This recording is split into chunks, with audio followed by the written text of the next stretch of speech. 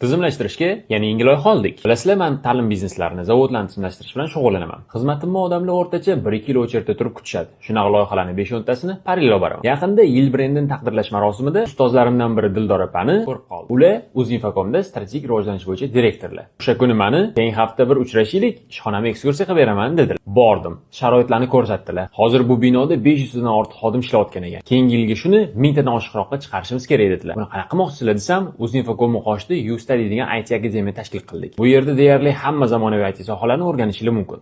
Bizning maqsad shu yerda zo'r kadrlarni ishlab chiqarib o'zimizga ishga olib qolish dedilar. O'quv markaziga aylanib yurganimizda shu joy tizimi qurishda yordamingiz kerak deb menga yetib qoldilar. Takliflari bo'yicha 1 oylik tanaffusdan keyin переговорlar o'tkazib ishga olishga qaror qildik. Xo'sh, bu joyi boshqa IT o'rgatadigan joylardan nima farqi bor desanglar, kelmaslarga aytib beraman. Bu yerda o'quvchilik kurs davomida Uzinfocomda stajirovka qilib, real loyihalar bilan ishlab tajribaligini oshirishadi. Berilgan vazifalarni topshira olgan o'quvchilarni ishga ham olib qolishadi. Yurtimizda IT ga e'tibor shunaqa kuchayib ketgandan xursand bo'lib ketdim. Sizlarga ham bu kurslarni tavsiya bermoqchiman. Agar birorta tanishingiz IT bilimlarini o'rganib, keyingi yilga shunaqa ishxonaga ishga kirish niyati bo'lsa, bu videoni albatta ularga yuborib qo'yinglar. Agar siz ham shunaqa kurslarimizda o'qib, katta kompaniyaga ishga kirmoqchi bo'lsanglar, unda kommentga plyus qoldiringlar.